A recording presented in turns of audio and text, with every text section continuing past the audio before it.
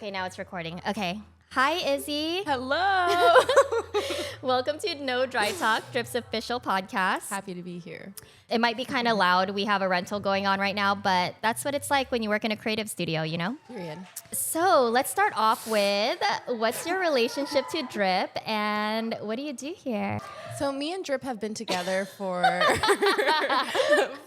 when did I start here? Just recently. I know. When did I start? January? Was my pop-ups? Yes, I think so. But you've also been dancing here a while. Right. Me and Drip have been officially together since like mid-January, but we knew each other. We had our talking phase a little bit before that. Yeah, I did mainly heels, hip hop, but now I teach burlesque, beginner intermediate here on Mondays, 8:30 p.m. Who am I? Yeah, who are you? I like to shake my ass. No, I'm just kidding. No, you're not kidding, actually. No, I'm not. I'm a 22-year-old dancer, cat mom. Where are you from? Oh, the desert. Antelope Valley. It's literally nothing to do there. That's why San Diego is so great to me. When did you move to San Diego? August 2021, came here for college. Then decided I was tired of driving to San Diego and was like, once I graduated, I am moving to San Diego.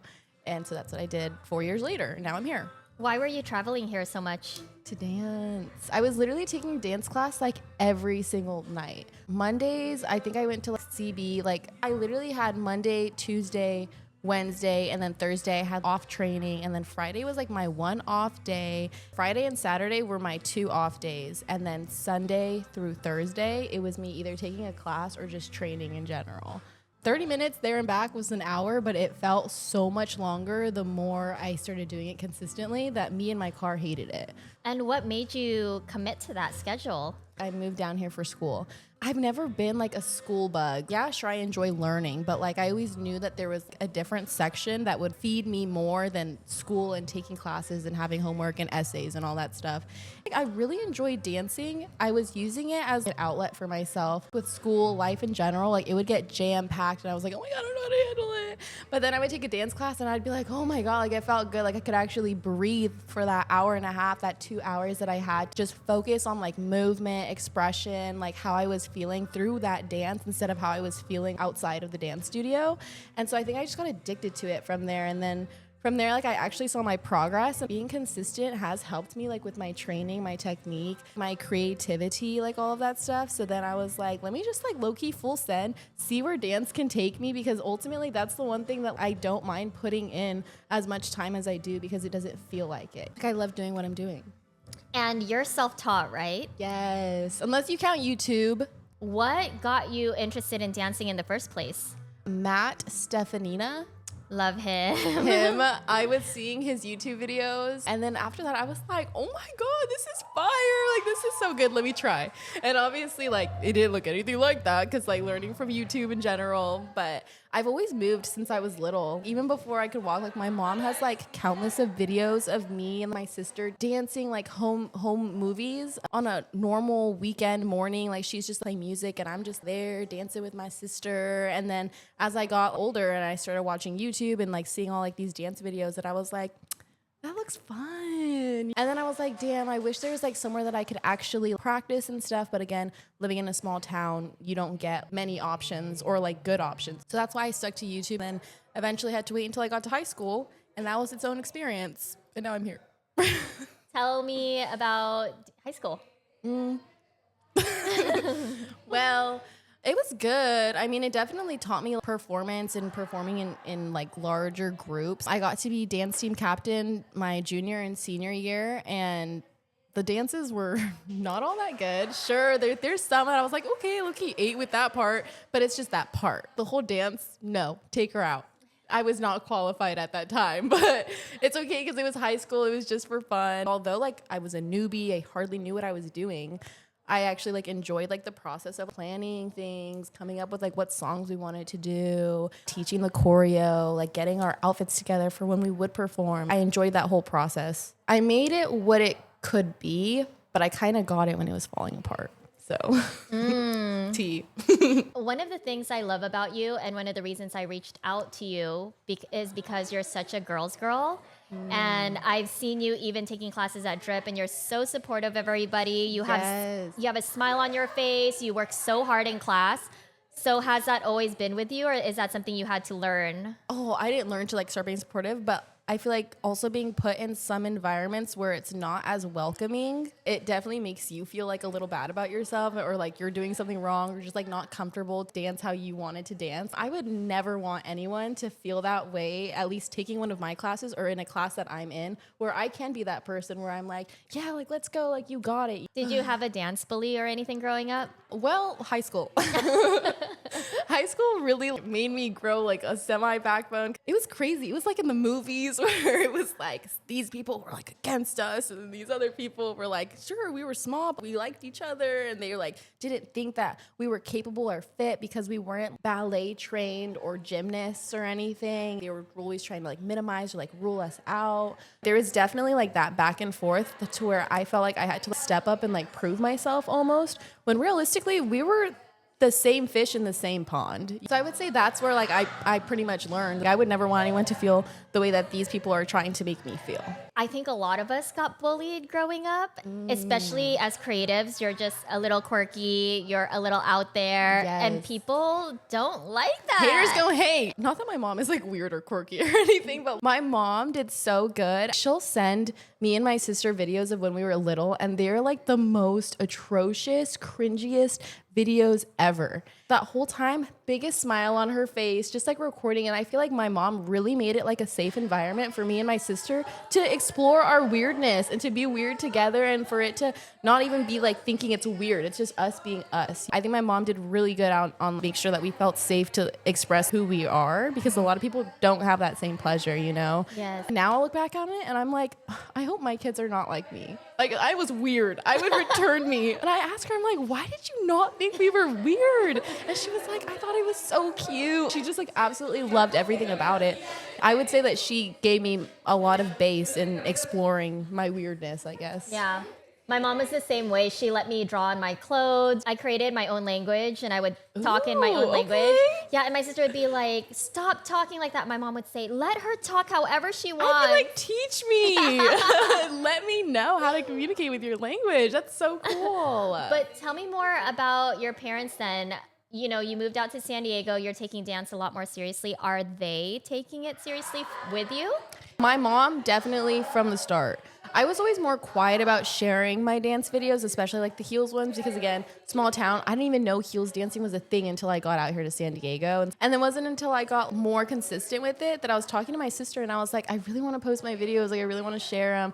And then she was like, you're an adult, just do it. Cause I was like, I don't know, but like our aunt and our uncle and this person and other family members follow me. And she's like, just do it, live your life. My mom, she's always been like, I can dance like that too. She'll make like funny comments about it. I think my dad didn't take it as seriously. He's definitely the more like, make sure you find a job with a good retirement plan and that's gonna pay your bills and yada, yada, yada. So the creativity route was definitely not the one that he envisioned, I think, for me. But I would say in the last couple of months, with me starting to commit more, he like likes my stories now and like my class things. That's one thing I did not expect to see from him. Finally, I got through to this man. Yeah. Did you receive any backlash or criticism from people in your hometown when you started dancing? Not totally like up front, but I've definitely had some people ask me like, do your parents know what kind of dance you do? Or how do your parents feel about your dancing? I love being like, they love it. My mom likes my stories. My aunt tells me to teach her. They all eat it up. And so that's like when I'm like, please ask me. It wasn't more so until last year and a half that like I had this mindset that I had to prove something to everybody, that like what I was doing was what I wanted to be doing, and something that I could be doing, it something that I could do something with it. At the point where I'm like, whether you believe me or not, or you don't see my potential, like that's your own thing. I'm done like trying to prove myself. Now that I'm past that, I want to enjoy the process of everything that comes with it. And I feel like ever since I started doing that, like I love it even more than what I did before. And what's one of the things that you love about the process? Everything. It literally start to finish. The first is picking out my song that like, let's say it's me teaching a class. I find a song that I want to create to. Yeah, I've made a couple of choreos to songs that like I wasn't thrilled about, and the choreo came out fire, might I say. But but ultimately, my starting point is finding a song that I would want to create to. I try to find ones that like I semi relate to, or that like I have an emotion that I can relate to in there, because it's a lot easier for me to pull out what I want to pull out. I'll listen to it like on repeat, and I'm pretty much just like coming up with it in my head. I imagine the craziest combos in my head. Slowly but surely, I've been getting better at it. But at first, I was like, I see it all in my head so crazy, and I cannot pull it out and put it on my body.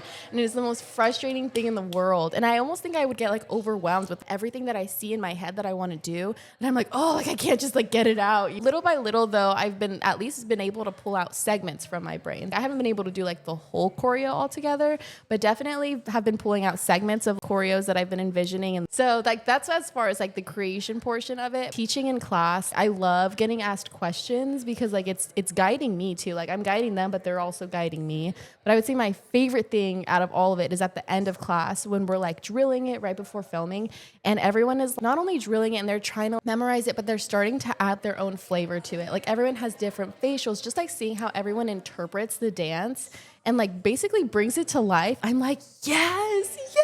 I literally jump up and down, and I feel like half the time they're like, okay, yeah. No, I'm so legit when I'm in there, like, yes, guys. I am like one of the worst multitaskers in the world too. And so I would say that's the hardest part for me in teaching a whole class, is marking it from the side, because all I want to do is sit there and just watch and admire the whole thing. And I'm like, I want to watch so badly, but I can't. And so I go home, and then I'm like watching the videos on repeat, not just of myself, but of literally all these groups, the solos, everyone that goes. Just know we love watching you guys. You're so cute. And you just get better week after week. I know. And then even like doing round twos also. Like I used to think people would hate doing round twos because they're like, oh, I already did that choreo. But I now love doing round twos, because like you really get to sink into like whatever the song or the choreo is, and add even more pizzazz than what you did, because you're more comfortable and you're cleaning it up, and like it's looking even better than what it did already. So I get so much satisfaction. What is one thing you don't like about the process? Waiting for signups. Oh my gosh, the anxiety that I get filled with. I'm like, oh my God, nobody likes me. No one wants to take my class and shake their ass with me. I had an instructor say it's worse than when you do a post on Instagram. You know, when you're waiting to see if people like your post, it's worse because you're literally refreshing to see if anyone signed up. Yes, that is literally like, I would say waiting for signups is my biggest like scare. Because then I'm like, is it me? Is it the song? I'm like thinking all these possibilities. You're like, are you over me? Yeah, I'm like, maybe I should just stop. And then I'm like, no, I don't care if I have 2 people in class. Like, we're going to be there. But then by the time I get to the studio and I'm like teaching, like I'm filled with so much energy and happiness that I'm like, yes, like I'm so happy that like I'm here right now. And like, it just like reminds me of the reason why I committed so much of me to dance. You only started taking dance classes a few years ago. Who were you before dance found you? What was your life like, and what pushed you to finally walk into that first class? I was trying to be a school bug. Because I was so set, like, okay, after high school, you go to college. After college, you go into your career. Here I was in college, and my first year, I did absolutely horrible, was on academic probation. Shit hit the fan that year. So I was like, oh my God, I was getting threatened to like move back to the desert. And I was like, no, I will not go back to the desert. I refuse. So it was me trying to be a school bug. But then once I was like, no, school's not for me. What did I do besides school? I worked like 7 different jobs at that time. I was a waitress. I also taught kids at like a dance studio over there, dabbling in a lot of different stuff, trying to figure out what my move was if it wasn't going to be school. I mean, I didn't become a cat mom until like a couple years later, and then that did take over my life. Now that's your whole personality. Exactly. I literally made like 4 TikToks with him before I came here today, because I'm like, you are the star. You are him, sir. Tell us more about your cat before we move back to what you're doing. My favorite story to share is that when I first adopted him, I thought he was a girl, and I didn't find out until 3 months after having him that he was actually a boy. So I was like, I'm so sorry. You didn't see his balls? I've only had male cats. I never had a girl cat before. So I was like, I'm not going to question your anatomy, like, ma'am. Like, I won't. I had, like, once saw it. Like, No. Balls are balls. I know. And I thought the exact same thing. It was like, I saw it, like, You're like, I'm not judging you. like closer to the 30 months. Like, I looked once or twice and I was like, the adoption center said that she was a girl, and his vet confirmed that she was a girl. What? So, yes. What do I know? I'm not a vet. You know? And I shoulda, you know? And what makes it even worse is that after I found out, because I had to take him to the emergency vet, this is a different vet. They're like, you said that she's a girl? And I'm like, yeah. And they're like, I'll have the doctor double check, but if I know anything, those are definitely balls. And I was like, what do you mean? I was like, that's Chica. What are you talking about? No. Yes. And I texted the adoption and I was like, hey, just so you know, you gave me a boy. And they're like, oh, I'm so sorry about that. Like, did you want to bring him back? Ow. My heart broke. I was like, why would anyone want to take you back? I called his vet after. I was pissed at all these people that told me. And I was like, excuse me, why did you guys confirm that my cat is actually a boy or a girl when he's actually a boy? And they're like, oh, yeah, sorry. Sometimes it's hard to tell with cats because their balls don't come out until later on. I have had 2 boy cats, and I knew they were boys, okay? It's right there. You see, and that's what happens when you get your cat from an adoption in the middle of the desert, in the middle of nowhere. You see, this is what I'm talking about with options. But you love him as a boy anyway. Yes. At first, we went through a little phase because I was like, do I even know you? Like, what do I call you? What is his name? Rico now. Rico Sly. It was Chica. Chica, yeah. And then I was like, Chico just does not hit the same. No. And my dad was like, but you can't make it too different. And then I was like, well, maybe Rico, because Chico and Rico, and then Rico. And then my mom was like, and Sly. And I was like, ooh, Rico Sly. Like, and then we were like, yes, that fits him. But then for a minute, I was like, I thought you were Chica. So we had some distance for a second. And I felt bad for being that way, but I just had to feel my feelings. And then we came back together better than ever. So I remember you telling me that you had wanted a tour and do all that before, and then you got a cat. That's what I thought I was going to be doing. I thought I was going to be traveling the world, being a backstage dancer, which honestly could still, I don't know, we'll see. Never say never. But as long as I have Rico, and if he's not down to travel with me, I'm not going nowhere. This man, when I say man, I mean Rico. He was supposed to be my ESA. And if anything, now I have like attachment issues to this guy. Because I'm like, I never want to leave you. I feel so bad. My friends would be like, oh, let's go on a trip. I'm like a weekend trip thing? Or like, how long are we talking? Because I don't want to be away from Rico for that long, you know? Who watches Rico when you're out of town? Well, like when I would go back home, I would take him with me. He'd get car sick. I have to take this scary highway, and it has like bumps for one section, and he would throw up every single time. I felt so bad. I would try to distract him, and I'd be like driving on this 2-way highway, like petting him, like, it's okay. And then now I've mastered it. I piss off everyone when I'm driving on this freeway because I have to stay between 32 and 37 miles per hour. If I stay between those two, he's fine. He won't throw up.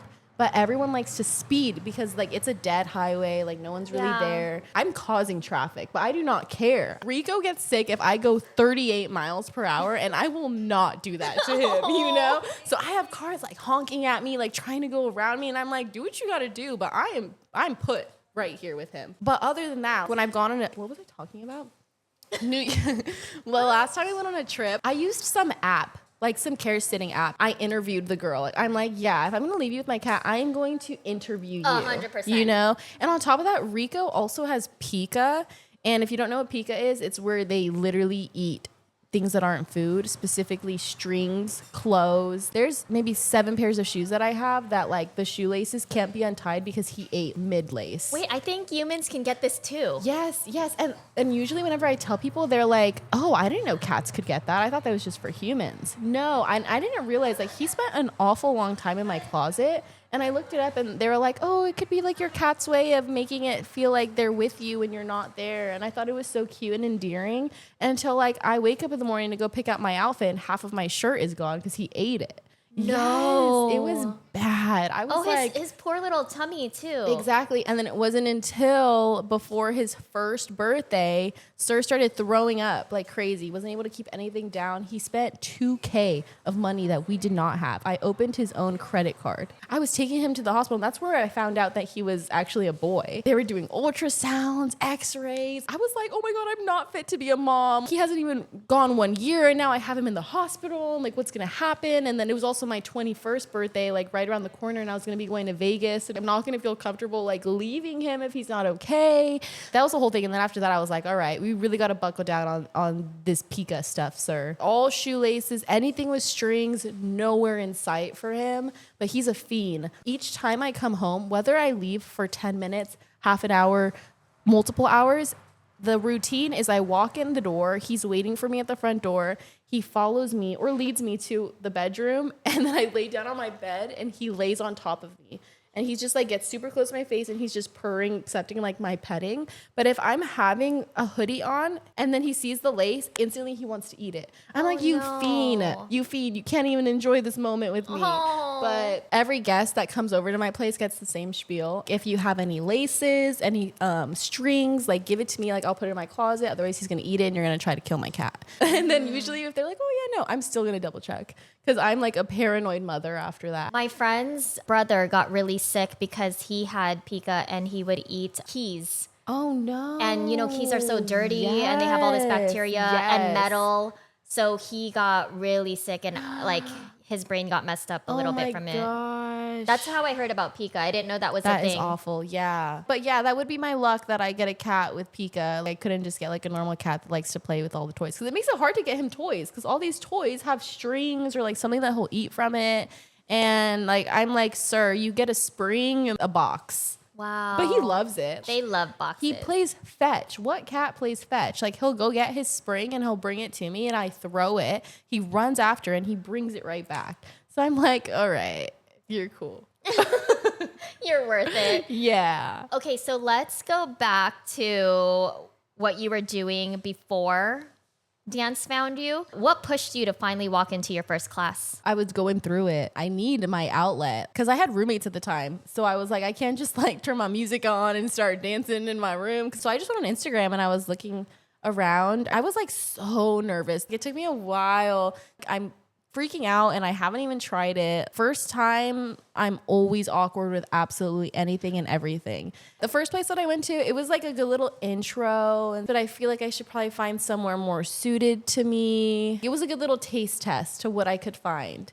And then from there is when I kind of like explored more studios out here and I found my fix with instructors and other studios. And then it just became like addicting after that. And on top of that, I was getting like my little mental break at the same time. Who is one of your favorite instructors in San Diego? I love Emma. Yeah. Emma, I love you. She is the best. What do you like about her? How can I help you? Your neighbor next door. Nice to meet you. Absolutely. You can use my phone. Yeah. I can hear you guys are having fun over here. Always. I'm a huge dancer, so you get me in Vegas, and my wife she'll dance for a few minutes. I will literally dance 4 hours straight. We used to stay like at the Palazzo, and we would dance at Lava. We'd go after a show, we'd see a concert. We'd walk in there about like 1 in the morning, and I would start dancing at about 3:30. I'd go up to the room because my clothes were like wet, like I just walked out of the shower. I would change clothes, go back to the club, and dance until they closed at 5:30 in the morning. I love this. Congrats on the bigger space too. I hope that means it's because you have more business. Yeah. No, I need it to do the volume I want to do. Wow. So I'm excited. Yay! Yeah, we'll Thank be you. here with just whenever you want to Thank come you. back. Thank you. How cute was our neighbor? I know. I'm sad he's leaving. Well, and he's like, I love dancing. I know. go back and I change and then dance. Come back, sir. That's so sweet. You know, I get messages all the time of people saying they're nervous to come take a class. And I tell them, we're just adults who want to move our bodies. Yeah. It's not a big deal. Mm-hmm. There's so much pressure put on it. And I'm like, no. No. Throw it out the window, please. Yeah. We're doing what we love to do when we were kids. Exactly. Yeah. Throw it out the window and then you're having fun and you're excelling in what you want to do. So let's go back to Emma. What do you love about Emma? Everything. Her brain is like just so amazing. Like I love her creativity. Her choreos absolutely always eats. One of my favorite things of her as an instructor is that like she's also very personable. You're not scared of the instructor when you show up to class, you know? Like you're like, "Oh, that's Emma. She's going to say hi to you. She's going to give you a hug." Like her smile is always so friendly and welcoming that your like nerves are going to get like brushed off. But then the moment you're in the class and she's teaching choreo, we're locked in. She does like the perfect amount of serious to not serious to know she still means business, but it's okay if you're not having a great day and you're not doing your best. She's still going to be there to like push you and comfort you at the same time, even if it's just through dance, like whether it's just like you having a conversation or you just dancing. She's just chef's kiss. Shout out Emma. Yes, Emma, I love you. I am not a intermediate advanced heels dancer at all, but I do love taking Emma's class because she makes me feel like I can do the choreo. There was a moment where my Thursdays were, was it Thursdays? Or she taught a different day that worked with my schedule when I was in school still. So I was like consistently taking Emma's class. And I learned that when I was doing that, I was like, oh, look it, I'm pointing my toes now. Oh, look, my lines are straight. Yeah, I was getting training from like other instructors too, but I feel like technique-wise, Emma really, really helped me in that department. I had a student tell me that Emma showed her how to move like a woman. Ooh, that is an amazing compliment. Yes, but don't you see it in her? Yeah, definitely. Like, the way Emma moves The is textures, so, just it's literally chef's kiss. Like, yeah. I can't even. I know. I want to learn to move like Emma. I'm Emma's like fangirl. I'm Emma's fangirl too. You've been so patient with all the interruptions. I appreciate you so much. I'm like, it's Sunday. I know. It's not this busy usually. No, it is pretty busy on the weekends, actually. Good. I'm not going to lie. We want it busy, We though. do want it busy. We like when things are busy. Yes. You're such a bubbly, happy person. Where does that come from? Is that natural, intentional, or something you had to grow into? My dark humor is like, fake it till you make it. You know?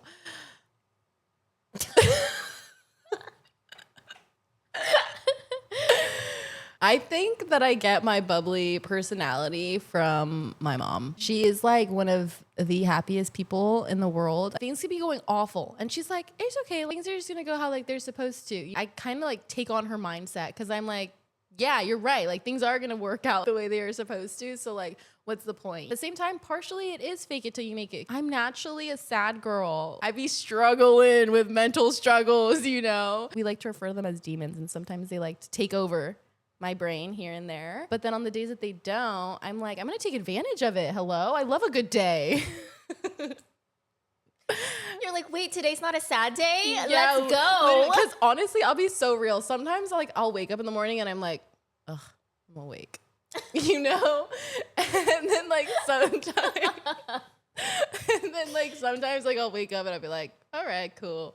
Another day, another dollar, you know? And for a minute there, I was telling everyone, like, wake up in the morning and make sure to shake your ass. If you're just like hyped, if you pretend like you're hyped, you're gonna be hyped. And now I feel like I've also put my life in this position to where like I have things to be hyped over. At first, it was me trying to find things to be hyped over, like to give myself purpose in a way. Now I'm like, I wake up for Rico, man. Like, I'm like, Rico depends on me. I have students who wanna shake their ass to my choreo, so I'm gonna do that. So why am I a bubbly person?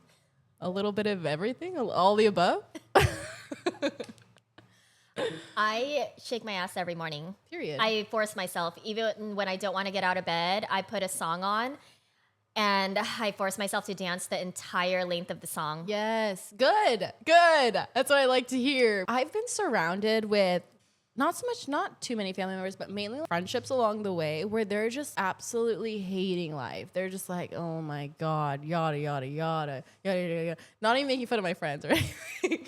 And if they're like extremely negative, then I feel like that also, I was always trying to be the uplifting one to be like, oh, but like you have this going on, you have this thing going on, and you can do this, and that, you know, and like trying to be like an encourager for them. I never want to come off that way to any of my friends, you know? So let me hype myself up too, so that I'm like semi up there, so I'm not bringing everyone down. I think too, when you're going through your own mental health struggles, you think you're a burden on everyone else. Exactly. It's like the hardest. And for a while, it was me like dealing with it individually.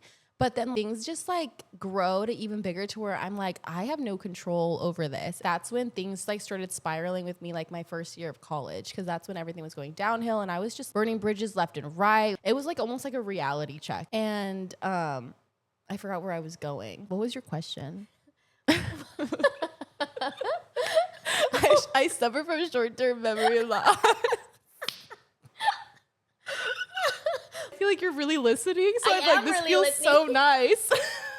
I'm locked in. Oh, okay. Individually, I was trying to deal with it. And then when it got out of my hands, I was like, let me get into some therapy, you know? And then I lost her, actually. I think I just have attachment issues sometimes because my therapist, like, we were doing great. I was like, I want you to come to my wedding one day. Like, and then suddenly her practice goes out of practice or something. She goes off the grid. Dang. Yeah, she moved to like a different place and they didn't take my insurance anymore. My therapist told me that we had done enough work together and he thought that we could stop. I was so hurt. I was like, what do you mean? The only reason I'm doing good is because I talk to you every week, you know? Yes. And he refused to make another appointment with me. He's like, we've been meeting for a year and a half. You're good. You have all the resources and all the tools. And then I had another therapist, Anna Sarau, who started Body Rock, very important pillar in the dance community, and she passed away. Oh. I know, so that was really hard. I just don't want another therapist now. Yeah, because then when you meet with someone new, you have to like Start over. exactly and go back to all those things that you don't want to go back on and stuff like and that. I'm like, I dealt with that trauma. I don't want to talk about it again. Exactly. Like, I don't want to fill you in again, you know? It wasn't until like semi-recently, I think back in like the end of last year that I actually was like, all right, your girl needs some extra help here with therapy. Because I hadn't been going after I lost my last therapist. And I found this other girl and 2026 it's been a good year, but it also has not been the best year. Every time I meet with her, there's always new shit going on in my life that I have to fill her in on. So we haven't gotten to the point where she's actually helping me figure out how to deal with these feelings or things. Because every time we meet, I'm like, I need to tell you what happened. And then it's always something different. She'll laugh at me and she'll be like, I'm sorry. It's not funny, but like, this is just crazy that this is all happening. Like, as I'm telling her about shit that's going on in my life, and she's like, I feel so bad for you. But like, it's not funny. And I'm like, do you see that I'm in distress? Do you see that I'm struggling here? Yeah. So, I mean, we're learning. I'll laugh at my own issues. The amount of shit that's been going on since January in my life, I was crying nonstop. Then it turned into anger. And now I just laugh about it. One of my mottos also helped me like with my mentality is that life just really is not that serious. Obviously, like dealing with depression, everyone thinks that like, oh, it comes and goes. Oh, it's depression season here and there. No, it's not a season. It's a 24/7 type of thing. Maybe for some people it's a season, but for me, it's definitely a 24/7 thing. I felt like every day was me trying to find a reason to kick them out of my head. But now it's like, it's not even kicking them out because I know that they're always going to be there. At this point, we're friends. So it's just a matter of living life with them. You have such a good attitude. That reminds me of, what's that cartoon where every emotion is a character? Oh, Joy?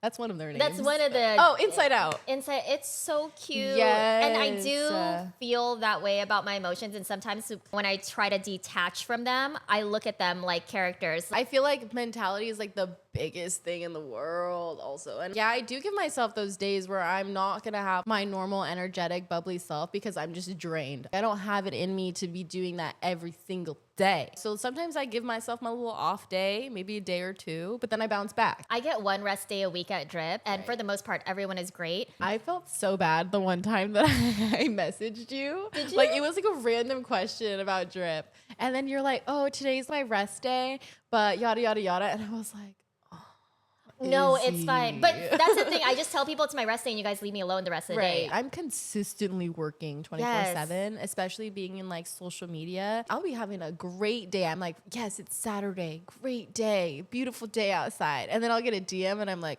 well, now I have something to do later. You know?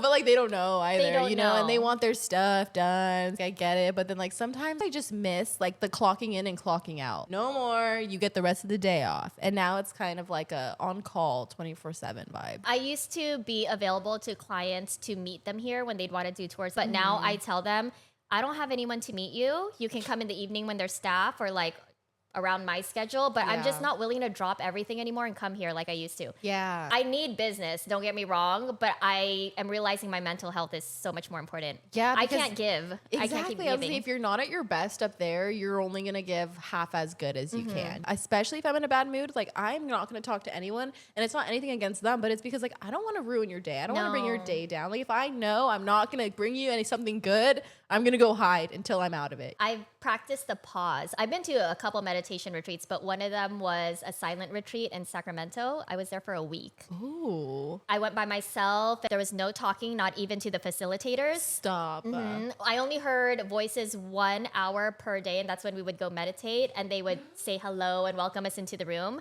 and then they'd play the meditation, and we didn't speak.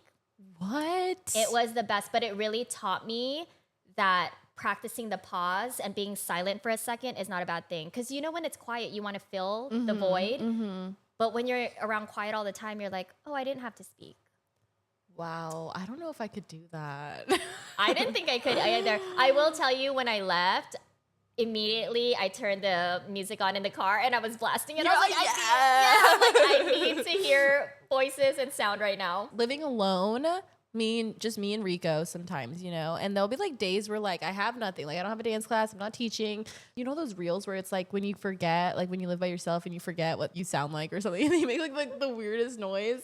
Then later on, I'm interacting with someone and I'm like extra weird, and then I'm like, sorry, I've been alone for the last day or two.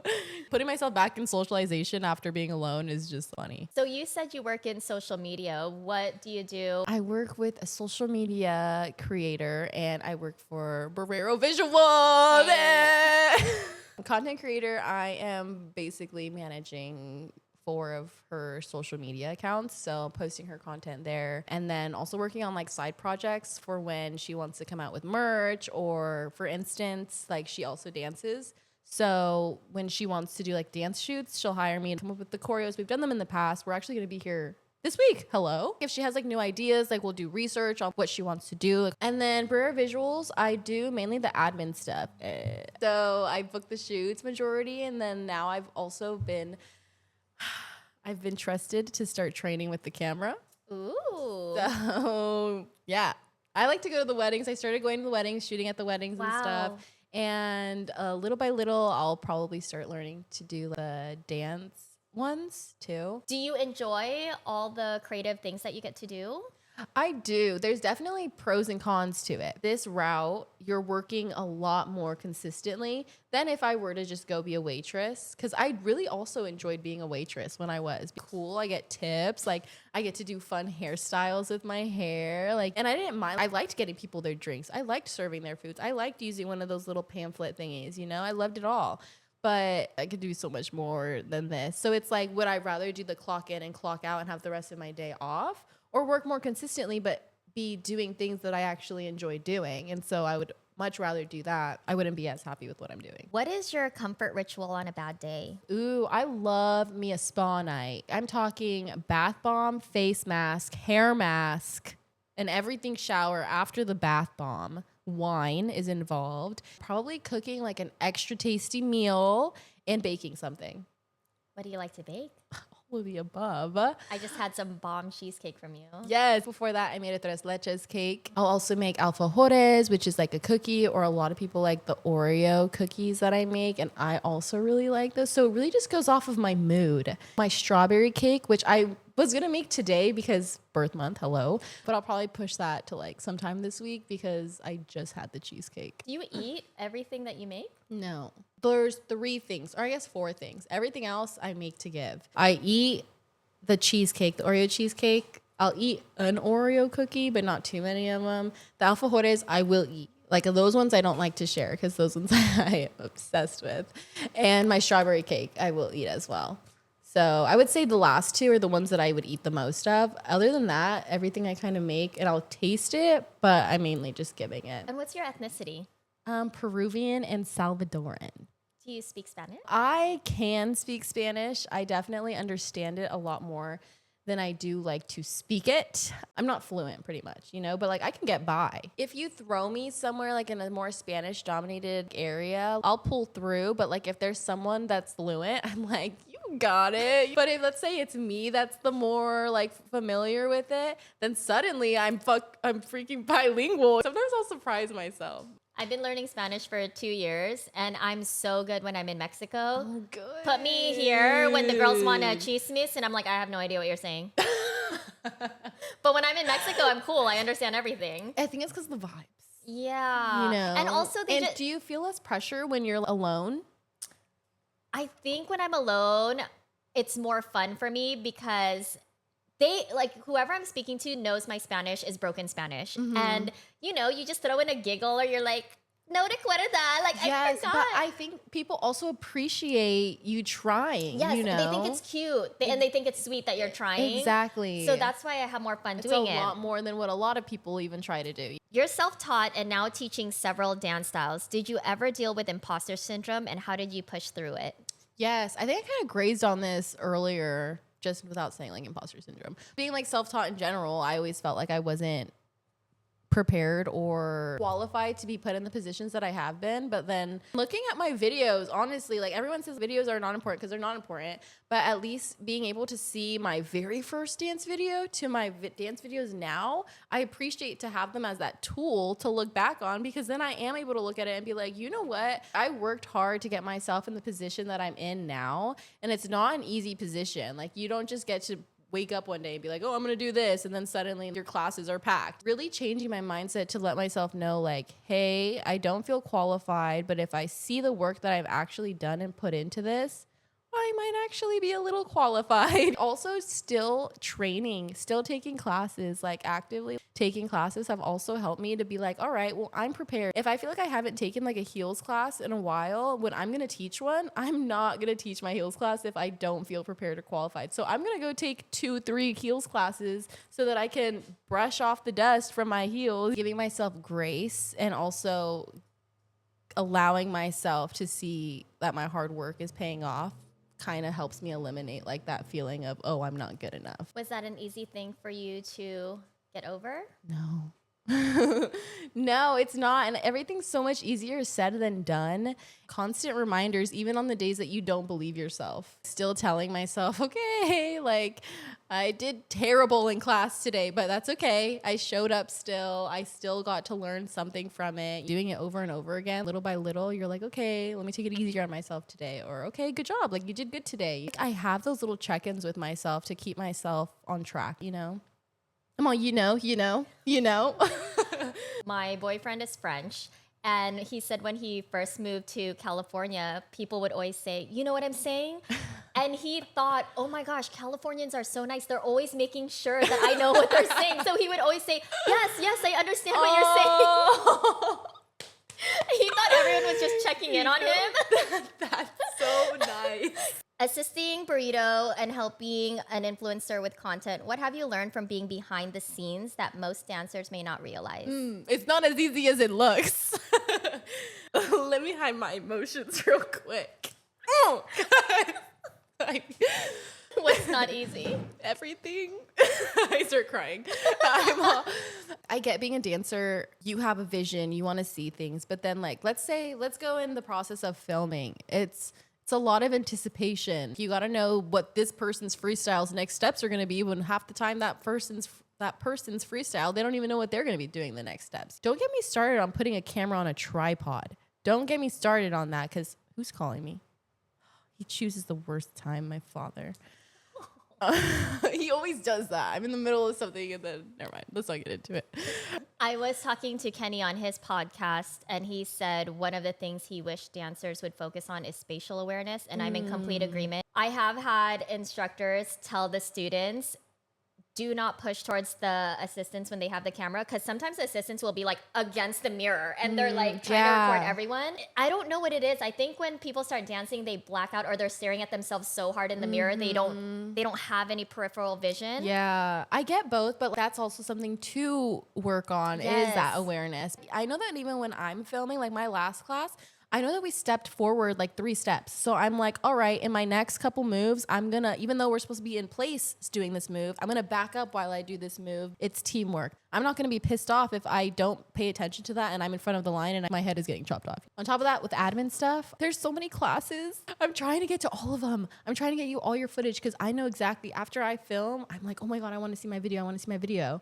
But add 5 classes and then people wanting raw footage and edited footage, and then it's also like a line of communication of telling the editors, hey, we need this done, and then it's when they get that done, when it's done, am I available to send out that footage, you know? So it's like a lot of different little things that play into just sending someone their video. And I feel like sometimes they're like, I submitted let me not talk shit. I submitted my video and I haven't gotten it, and I'm like, please allow 24 to 48 hours to receive your video, because I send an email and no one reads the email. All the information is in the email. Let me just read. I do have a post that I'll add to stories. Maybe once a month. It was like, you waited on that man. Yeah. It says you waited 2 years for that man to change. You can wait 24 hours for your video. Literally that video ate when you first posted. And then on top of that, like, it's not just dance videos that get edited too. There's lots of weddings. Yes, weddings. And then there's also other shoots that people just book in general. So like there's a lot that goes on to it. So maybe if it was just totally dance focused, then maybe, but we're not there. I want to be my own boss, whether that be in my baking or in like videography or something like that. And then I still get to do my dancing on the side. Like being able to put my craft while I have my business making my money, even if I'm not there. Amazing. So if you could open one business right now, what would it be? I wanted to open my dance studio for a really long time. End goal, when I'm like really, really old, maybe I'll open a dance studio. Like, but then I want there to be like a smoothie place. I want it to be like an all-in-one. Let me think short term. Honestly, maybe a boba place. There's some spots that could use a boba place. I don't know. There's been like 3 times I've been in San Diego and I'm like, I want some boba. And I think there wasn't one close enough that I accepted. And yeah, I used to work at a boba place, so I'm pretty confident in that area. I always advise people, if you're going to open a business that you love, not what other people love. Smart. I guess I would want it to be, I'm like, let me change my answer. Honestly, I love boba though. Like I'd be making that for myself just at home. But I would have to put further thought into it. But definitely something remote would be amazing, because then I say travel because I really do want to travel. It's just Rico. But if I ever got over that and found him like the best sitter in the world, because I did actually, after I moved to San Diego, I lost his last sitter from our city, obviously, because I wasn't going to have her drive half an hour. And I had one of my little dance girls, actually, because she has a cat too. And so like, I'm like, all right, I know you have the same paranoia as me. You see how he's my pride and joy.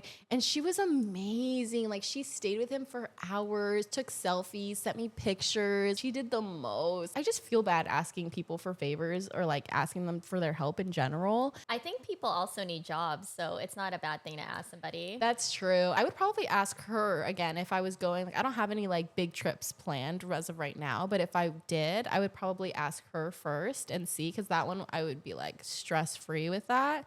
And then if I open my business and I wanted to travel, I'd probably ask her then also. And then I would have my remote business so that I can be in freaking Greece or something, working away. Where's one place you want to travel? Greece. Greece, Ibiza. Like I want to go to Europe. I actually got this tattoo of Artemis from when I went to Greece. Really? Yeah, so there's a little island called Delos, and supposedly that's where Artemis was born. And I thought it was so sick. So I got this to commemorate her. Fire. Yeah. That's actually so cool too, to get a tattoo like where you travel to. Also, but you didn't do that anywhere else, or? Yeah, so I have Thai Mother Earth for Thailand, and then I have an Apsara dancer for when I went to Cambodia. That's so cool. I feel like tattoos tell a story too. What's one of your favorite tattoos? This one. Easy. What It's what for does it my mean? it's for my uncle who passed away. His name is Memo. I saw like a spiritual healer, I guess you could say, and they were kind of telling me like butterflies are his way of like communicating with me, and I'm a big person off of signs. I had a performance at the fair and I hadn't seen a butterfly in forever, and I saw a butterfly like all up in my grill. He came to my performance to like let me know that he was there and like he's got to see it. I love this tattoo because like it starts as an M for him, and then what reminds me of him are butterflies, and so it turns into that. This one is Rico, fun fact, but you wouldn't know it. Why is that Rico? It's his stripes. So this is his head. Stop. Yeah, this is just added because I was like, I want a cat tattoo, but I don't want people to know unless they know me. This is his head, and then this just goes down his body. So like these two top ones are just added, but those are his That's stripes. so cute. All of my tattoos have some type of family meaning. Like this one is my matching one with my sister for yin and yang, so hers isn't as shaded. And then I have like my big back tattoo that I also love, and that my mom's birthday, my dad's birthday, mine and my sister's birthday, and then it's like a heart, like a real heart with like a pattern thing. So it seems you're super close to your family. Yes, extremely. How often do you get to see them since Not as much as I would like, obviously. Like I wish there was a tunnel that I walk through to get me to like my hometown just for them. The last time I saw them was probably January for birthdays and stuff. So my sister's birthday was in beginning of January, so I got to see them then. Last weekend I drove to downtown Disney and I met with my mom and aunt there. So like we'll try like little things like that, but sometimes it'll be a month or two like that I don't see them. But I FaceTime my mom every day, at a minimum an hour. Like Really? we're just there yapping. Like that woman is my best friend. We are twins. and how many years apart are you and your sister? 3 years. Let's talk about, since we're on the topic of your personal life.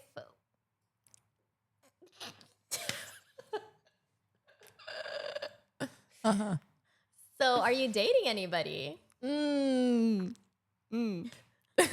question we would all like to know.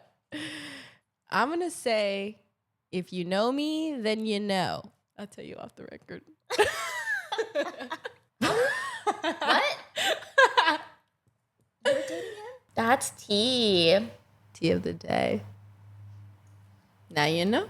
Okay, so I was talking with my girlfriends because I thought this was just an us thing, but I think your generation actually started it, where you stop posting who you're dating on your social media. Generation above us, they're like all about their my man, my man, my man. I feel like privacy is better. 100%. Like my high school relationship, I was posting that left and right, and then I looked silly when I find out when that ended, how it ended. I looked silly AF. I'll just say this: there are times when I'm with the person that I am seeing, and I'm like, this is such a cute picture. I really want to post it, but there's like a whole bunch of layers that go into it, and just putting something on social media in general, it's less of a headache to like not share and just Yes. savor to yourself. Yeah. So I've known you from the dance community for several years, and I've seen such an accelerated growth in you. What do you think contributed to that?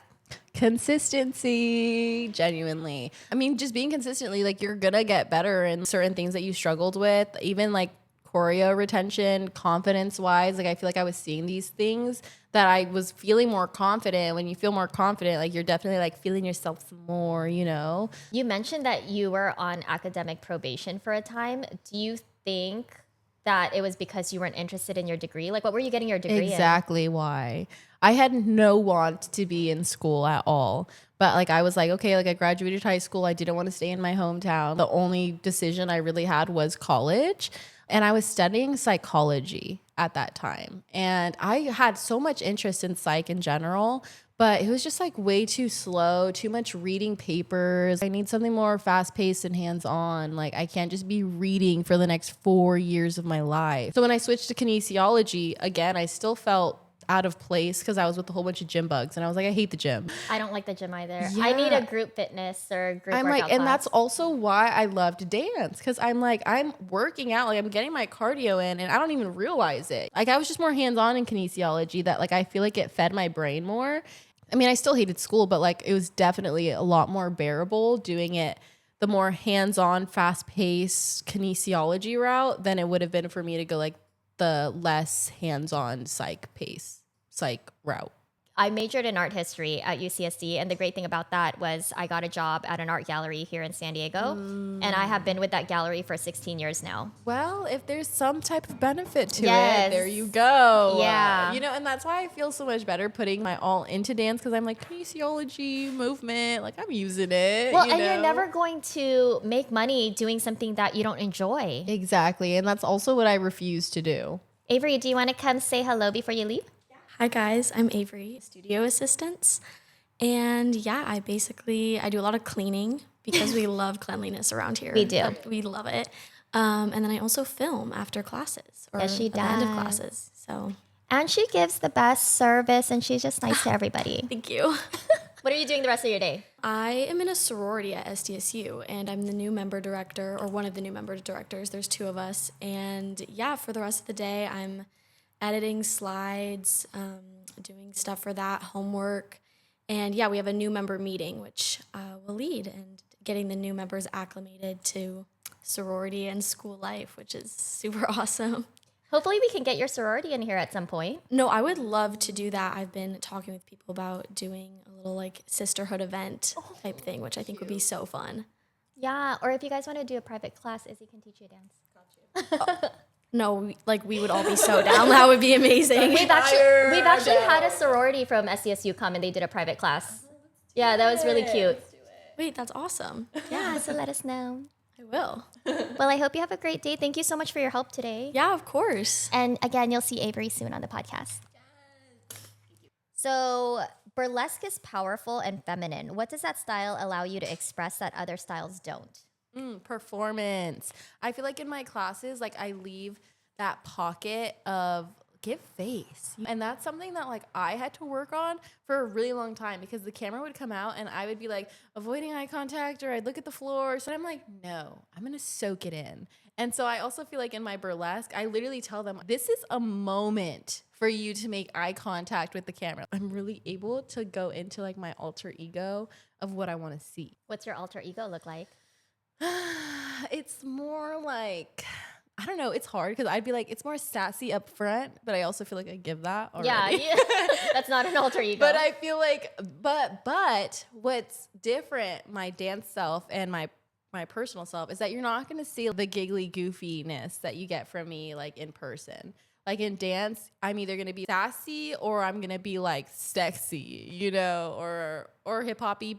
I wouldn't say I'm like a comfortable instructor at all, but I want people to be comfortable with me. So I'll still give you my bubbly self so that you feel comfortable to ask questions and everything. But when I'm teaching you, I'm going to have your attention. We're getting work done still, but like I'll still throw in a joke here and there so that you know I'm still like a human. It's iffy giving me an Alani before class, because sometimes the Alani will take over and I'm like, and then I'm like, sorry guys, the Alani took over. And usually people know. They're like, all right, the Alani. And then I got to reel it in and then we're back to business. One time I took a matcha during class and I didn't drink any water, and I felt it, and the students could tell too. I was talking way too fast. Yeah, and my thing is that I'm never going to breeze over it. Like, I will state the obvious. I'm like, sorry guys, the Alani, it's kicking in. Or I always have this habit of lying in my choreo. Like, I'll know my choreo like the back of my hand, and then I'll be teaching it and I'll forget a move, So then I'm like, all right, I'm going to show you guys. And then I go to show you guys and it's no longer like right. And then I'm like, all right, so I fibbed. And everyone's like, oh. And I used to fib a lot more in my classes, but now I've brought it down to like 1 fib per class. I think every instructor I have interviewed on the podcast has mentioned that they forgot their choreo and they had to make it up.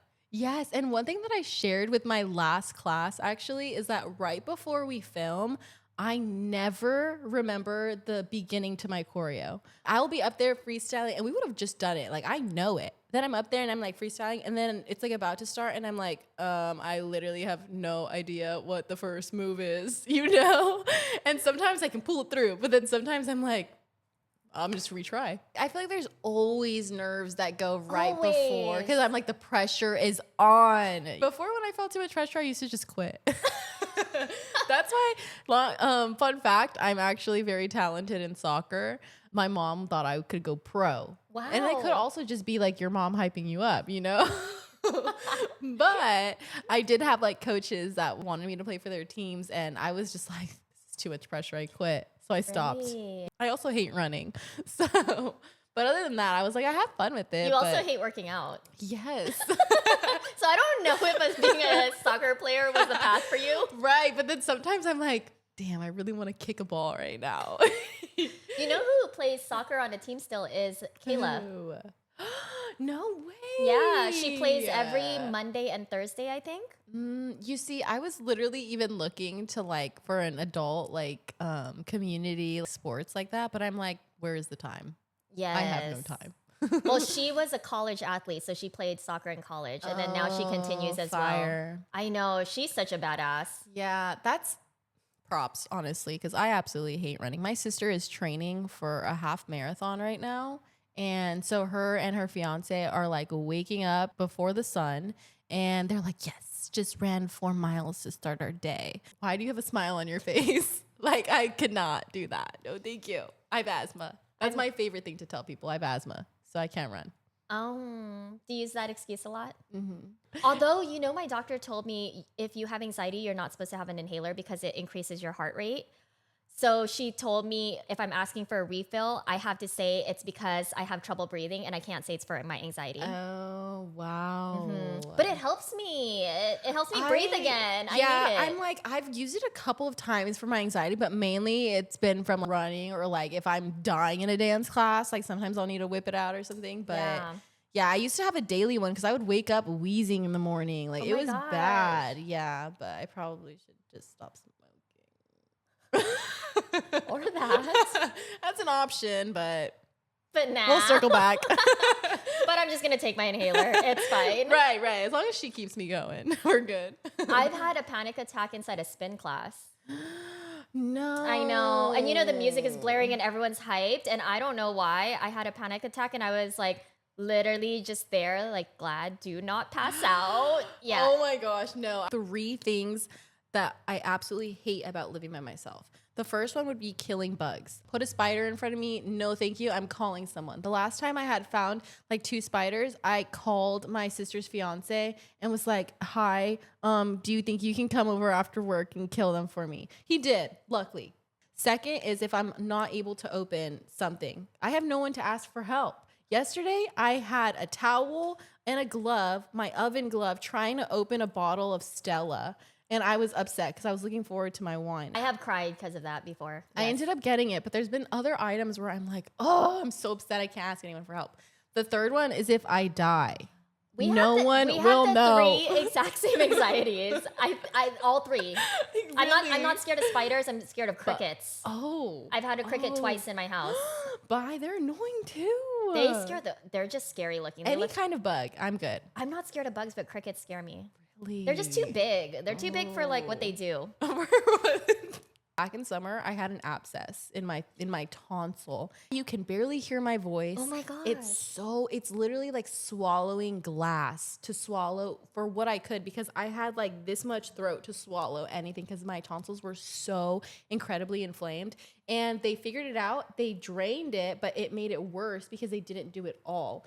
So it was even worse. So I'm at home and I'm just like in pain. I'm angry. I start having a panic attack, but I can't breathe through my mouth. So I'm like, but I cannot breathe through here. And when you cry, you get congested. So then I can't breathe through my nose either. So by this point, I'm suffocating. Like I cannot. Oh and my gosh. I'm at home alone. And when I start like hyperventilating, getting like a really bad panic attack, I throw up, you know? And so I'm like, if I throw up, I'm going to choke on it because there's nothing that's going to come up. And I was like, I'm literally going to die and no one's going to know. Went back to the hospital the day after and I told him, he's like, maybe just take a couple breaths to help calm yourself down. Sir, you don't think I thought about that? Like, come here real quick. You're like, you don't think I was trying to save my own life? Like, his advice was not helpful whatsoever. Ew. I was so angry. Oh, I'd be so mad. Yes. My fear is that it's going to be some kind of weird accident and it'll be embarrassing. It's also why I keep my house clean, because I'm so afraid people are going to come and they're like, is she alive? Ew, her house is a mess. Right. Like my house has to stay to where anyone can show up at any time and I'll be okay. I'll be good. And that's not even if I'm expecting someone. Like I just like need to be living in that type of environment. If I clean all the dishes, like I'm not going to come home to another dish in the sink. Do you want to have kids? I do. I don't want to have those kids that are all needy. Like I want them to be self-sufficient, figure shit out on their own, you know? Girl, cats are the most self-sufficient animals. You could like, literally leave a cat alone for 2 days. But like he can't vocalize. Sometimes I feel sad because I'm like, are you hot or are you cold? Like how is the temperature that you're feeling? I just feel bad that like we cannot chat. And that's why, like, I will always cater to him. I love watching those TikTok videos because there's, like, those handful of kids that have their little play kitchens, but they're, like, learning how to actually cook and stuff. Thank you. You have something to bring to the table, you know? Like, I just want to cut your own vegetables. I want, like, I'll still do it for you, but I want you to be capable. Like, I want you to be a well-respected 2-year-old child. Did you grow up that way, or did your mom spoil you? I feel like you grew up pretty spoiled. And I'm not saying that you have a spoiled attitude. I'm just saying you sound so loved that I feel like your mom probably did a lot for you. Definitely. But I also had my sister. So my sister was definitely also played mom role in there. And so that's just like one of the pleasures of being the youngest one. Really, my sister just encouraged me to be my best self. Yeah. Because like she also went through a phase of bullying me and her thing was preparing me for the real world. But then before that, like when we were kids, I bullied her. Like I had a biting problem. I would strangle her with the car seat in the back seat. Like I was a very aggressive kid towards her. Is creativity more structure or more intuition for you? I would say intuition because I got to go off the vibes. I got to go off the feelings. You have a starting point, but realistically, it's going to take you wherever you end up going. Like there's some pieces that I come up with that I have no idea how they're going to turn out or how they even got to where they did. But it's like once you get in the motion, there really is no structure to it. I don't think so. At least not in my choreo. There never is. And what about other aspects of your creativity? Like when you're making content or even when you're baking? Oh, baking is all with love. Flavors wise, that's all on good vibes and love. Wow. Yeah. And do you think that carries over into other aspects of your life? Or are you more structure based in other things? I'm extremely structured in my schedule. I have a financial schedule and I have my normal day-to-day schedule. Even when I was younger, I had a uniform in high school, junior high, middle school, all those. But I had a notebook and each Sunday I would sit down and I would be like, all right, I'm going to wear a blue collared shirt on Monday with my black pants with my white Converse and white socks. Then on Tuesday, I'm going to wear my khaki pants with this shirt, this one, this thing. And then I'd be on Wednesday and I would be stumped. So I'd go to my mom or my sister and I'd be like, should I wear this colored pants or these colored pants? And they would hate these questions because then they would tell me and I'm like, oh, well, I wore those last Wednesday. And they're like, no one's going to remember. And I had a uniform. So I can't even imagine if I didn't have a uniform, how long this would take. But like, I'm definitely very organized and all things like that, minus if it's me creating something. That's interesting. Why do you think that is? I have OCD. Same reason why I keep my place spotless. But my dad was also like a super clean freak growing up too. And I like living in this type of like environment where everything is clean all the time, always. So that's what excited me to live on my own. Like you also can't create from a place of chaos. So when your house is a mess, it's not gonna work. That's why drip is so clean too. That's what I love about drip. Is there a little habit that you have that you wish you could be better at? Putting my clothes from the washer to the dryer. It's like the most simple thing, but I absolutely hate doing it. So sometimes I'll wash my clothes more than once. Me too. But my other thing is making ice. Also such a simple task. Like I have the coolest little ice thingy and no. And I told myself, like, this would be so productive if I just did this once a day. But no, I can't. I was contemplating an ice machine. Like the Sonic ones that make the little nuggets? Yeah. I bought myself the Ninja Icy Maker. It makes milkshakes. I don't like coffee, but it makes fraps. It makes spiked slushies. It makes normal slushies. I can choose how thick I want my consistency to be. Wow.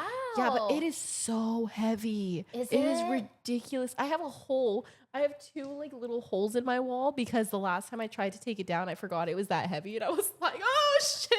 And you put a hole in the wall twice? Yes, because I was also a little drunk. But it was heavier than what I thought, and so I lost my balance. So I go into the wall once, I come out, and then I went back into it because I didn't want it to fall. I was like, I cannot drop this thing. I was fighting for my life for it to not fall. My friend got it on video, but I was like, oh, now there's my deposit. It's gone. So these 2 holes are from one instance. Yes. How long have you lived in your place? Since June. Are you gonna stay there? No. I'm so excited to move. I am and I'm not because I'm excited for a new place. Like I want cheaper rent. But the process of taking my stuff out of there to a new place, not looking forward to it. I hate that part. Yeah, and then you realize how much stuff you have. Exactly. Do you find yourself as somebody who has a lot of stuff? Yes, Oh. I do. I have so much stuff. What do you buy a lot of? Clothes. I have a lot of shoes and I have a lot of kitchen appliances. I have multiple cake pans. Are you still gonna live on your own? Probably, yeah. It's just too much stress having Rico. Oh, what if they let him out? What if they have their guests? Then it's like, what if he eats one of their things? I'm more at peace if I live alone and I get Rico a sibling. So yes. Is Rico- Words out the back. No. Rico's gonna get a sibling? Yes, he is. A girl. She's gonna be a girl. Are you gonna adopt too? Mhm. Good. Yes, I'm gonna adopt, and I'm really hoping that they adapt well. But I really want her to be a girl, and I want her to be like our little princess, you know. Aw. So yeah, I'm hoping to like see her, feel out the vibes. So I'm not just gonna pick the first one that comes my way, and then obviously like I want Rico. They have to meet, make sure they're a good fit. Does he complain? Do you think he's sad? I think he's content. Yeah. Alone. But like I still feel bad. I'm like, you just don't know what it would be like if you had a sibling. But I had a sibling growing up and I loved it, you know? What if Oh my God, wait, that would be sorry. I just realized that What? would be so cute because he's turning 3 this month. So for them to be 3 years apart, like me and my sister, would be so cute. They're so like nice and cuddly. Like Rico's just a punk if he's being mean. You're a punk, you know? But like if it's a girl, oh, you're a diva. You're being a diva towards me. And I can't be overruled by boys in my own home. That's true. You can't be outnumbered. Bye. Let me get my girl. Then Rico's gonna be outnumbered. That's fine. He lives there rent free. He gets the good food. He doesn't get the basic kibble or the basic wet food. He gets the expensive stuff. What do you feed him? Tiki cat. Tiki cat for indoor health to help him with the calories. And the Tiki Cat wet food light, which also has light calories. Is he chubby? Yes. Oh. Or so people say. Now he only eats the low cal food as his choice. I've tried giving him the normal one, but he'll leave it there. And so I seriously think he took people's comments to heart. So like even my friends, they came over and they were like, oh my God, he's a big boy. Like yada, yada, yada. And I'm like, excuse me, he's on low cal food because he heard that one too many times. And then afterwards they were like, oh, Rico, sorry. And I'm like, yeah, feel bad. They understand. Yeah. I took one of my girl cats. She's a Persian, and so she was really fluffy. Ooh. But I took her to get a haircut because she would choke on her hairballs, and I felt bad. So they cut her hair down, and when I brought her home, my family laughed because it was just so funny how she had no hair. I swear her feelings were hurt until her hair grew back. Oh, that is so sad. It was so sad, and I was like, I'll never cut your hair again. I'm so sorry. It's just I didn't want her to keep choking on hairballs. Yeah, that is so sad. But I would imagine if like somebody cut all my hair off. Yeah, that makes me so sad. And then someone laughed at when me. she probably still looked so cute. She was so cute. And they left her fur around her head so it looked like a lion. Oh my gosh, I had a friend that did that to their cats too. It And their was great. tails, like the ends Yes. were fluffy still. It was so cute, but it was not nice. Oh. I know. Well, I'm sure she appreciated not having hairballs during that time. Yeah. At But least isn't worse. it Less crazy worse. when you do things and you're like haunted by how maybe you laughed at them or something? Yes, I try. Even if Rico like falls or something, or like he does something that he doesn't mean to do, like I'll be like, just like look the other way because I'm like, I'm not gonna embarrass you, you know, because I know that cats do get embarrassed, and that makes me so sad. So I'll be like, I'll just like look away and pretend like I didn't see, because like he'll look at me too, and then I'm like frozen. You're like, I'm not gonna laugh right now. I'm gonna pretend like I didn't see. So besides playing with Rico, what's some other things you like to do? I did by myself like a book that's like a solo date thing where you have activities, like it gives you cards and then you get to journal. You do them once a week, but I don't even have time. I've done them once. I've done it one time, and I did it the first week of January, and now we're in March. Yesterday I had my first free day. And I went to a farmer's market. I absolutely love farmer's markets. Like, they're so good. Or flea markets. Which farmer's market did you go to? Little Italy. Yeah. Yeah, and that one was huge. I went to the La Mesa one the week prior. Yeah, I went to the mall. I got myself some boba. It was like a nice little solo date day. Because then, like, I went to the grocery store. I'm doing, like, meal prep. Drank my wine. I made lasagna. I got myself new matching pajamas because I love matching pajamas. And so I showered. I, like, felt clean. I put on my pajamas. And then by the time I was all done, my lasagna was coming out of the oven. I was drinking my wine. Me and Rico were ready to watch Modern Family. I literally knocked out sometime around 11 something, which is unheard of. What time do you usually sleep? Not until like after midnight, I would say. Why?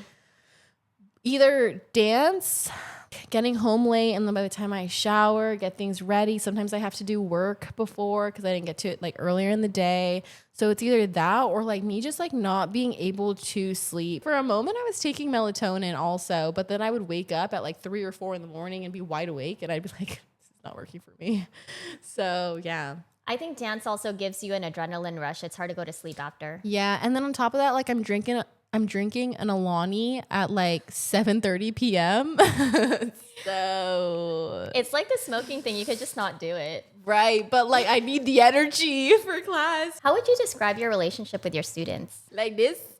I'm not going to force you to be my friend. But if you become my friend, then amazing. Like, I love them all. I love the different aspects that I get from so many different people. I'm one of them. Just because I'm teaching doesn't make me more than you. Well, one of the reasons I also reached out to you was when you had rented the Rain Room. You did that a few times and you had your own workshops. And I was working during them, and I was so impressed by how encouraging you were to your students. Yes. And you were just showing them so much love. And I was like, I want that at Drip. Just from dancing, I get adrenaline, but I get even more adrenaline from watching people dance. And especially if it's like my choreo that they're putting on themselves. What's your favorite dance style personally?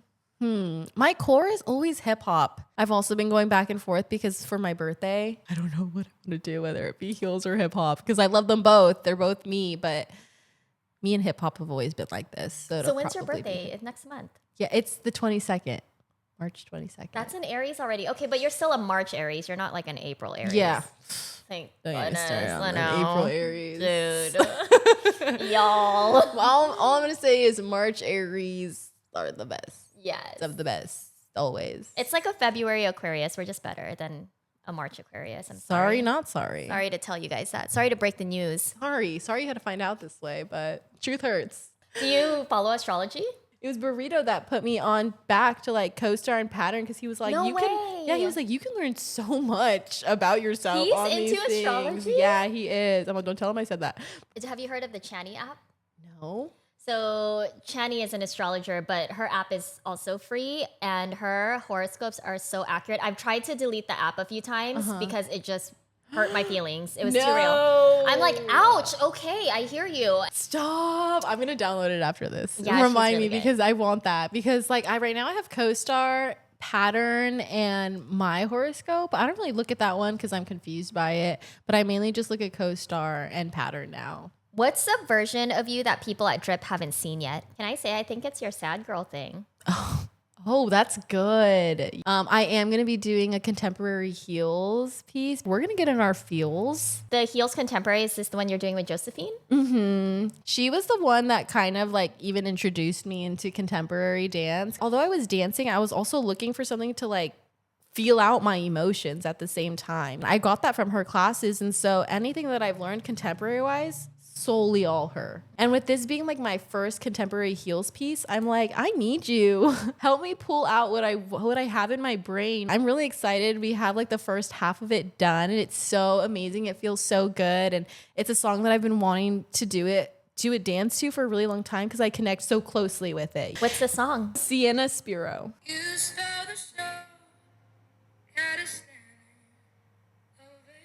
I don't listen to sad girl music, so I've not heard that. Did you see the preview I posted? Probably. I watch all your stories, so probably. But the choreo is like so fire. Josephine's such a beautiful dancer. I know. Just like you could feel it when she danced. So I'm really excited. Oh, look at you. When are you guys doing it? Shout it out so people know. I don't know. Hopefully in March. I really want to do it in March. What is one of your big goals? Getting some bigger classes. I also really want to work on my technique because like there's always room for improvement there. Yes. So I'm definitely excited to do that. Reina and I actually have a heels technique workshop plan, but it's going to be primarily pump focused because, you know, Reina in a pump. Oh, shoot. know. The pumps. My biggest thing for Reina as well is no knee pads. Girl, how?